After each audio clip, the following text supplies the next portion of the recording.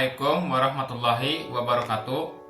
Perkenalkan, nama saya Fahril Muhammad Rizky dengan NIM 245223027 dari Prodi Pendidikan Bahasa dan Sastra Daerah semester 1. Di sini saya akan memaparkan mengenai ragam bahasa Indonesia dan juga pengertiannya, jenis-jenisnya, dan contohnya untuk lebih mudah dipahami. Yang pertama ada pengertiannya. Ragam bahasa adalah variasi bahasa yang digunakan dalam berbagai situasi oleh berbagai kelompok sosial atau dalam konteks tertentu. Ragam bahasa muncul karena perbedaan tujuan komunikasi, latar belakang pengguna, dan situasi yang ada. Jenis ragam bahasa Indonesia. Yang pertama ada ragam bahasa lisan. Digunakan dalam percakapan sehari-hari, lebih informal dan sering menggunakan kata-kata yang lebih sederhana. Yang kedua, ada ragam bahasa tulisan. Digunakan dalam bentuk tertulis seperti surat, buku, artikel, dan lain-lain. Ragam bahasa berdasarkan penggunanya. Yang pertama ada ragam bahasa formal. Digunakan dalam situasi resmi atau dalam konteks yang membutuhkan kesopanan tinggi seperti pidato, surat resmi, atau laporan. Contohnya dalam surat resmi ada "Selamat pagi, Bapak atau Ibu, apakah Anda memiliki waktu untuk berdiskusi?" Yang kedua ada ragam bahasa informal.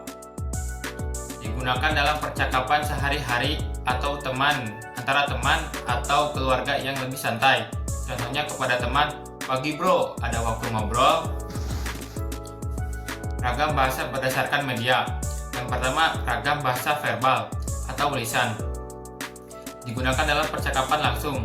Contohnya seperti dalam telepon, obrolan tatap muka, percakapan dalam kelompok. Yang kedua ada ragam bahasa nonverbal. Komunikasi menggunakan isyarat, ekspresi wajah, atau bahasa tubuh. Contohnya seperti anggukan kepala yang mengartikan iya dan kanan ke kiri mengartikan tidak, dan juga bahasa isyarat. Ragam bahasa berdasarkan bidang penggunaan. Yang pertama, ragam bahasa ilmiah. Digunakan dalam konteks akademik atau ilmiah. Ciri-cirinya menggunakan istilah teknis, bahasa yang lebih jelas dan tepat. Contoh, hipotesis dalam penelitian ini bertujuan untuk mengetahui pengaruh faktor A terhadap faktor B. Yang kedua, ragam bahasa sastra. Digunakan dalam karya sastra seperti puisi, novel, atau cerpen. Ciri-cirinya mengandung nilai estetika, penggunaan majas, dan gaya bahasa yang khas.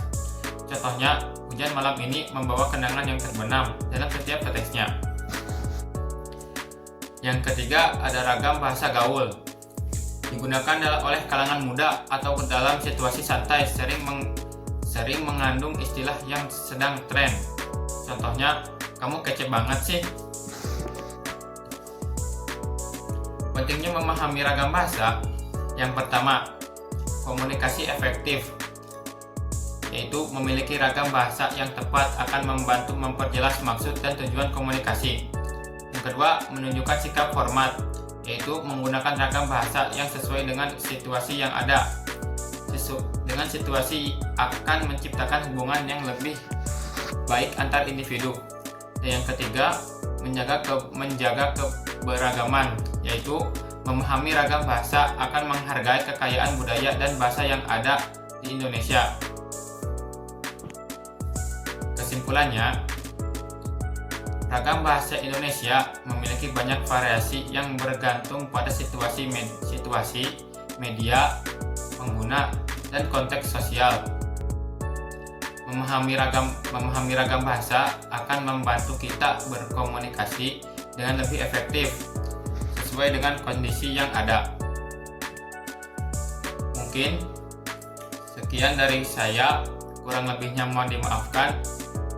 Wabillahi taufiq wal hidayah. Wassalamualaikum warahmatullahi wabarakatuh.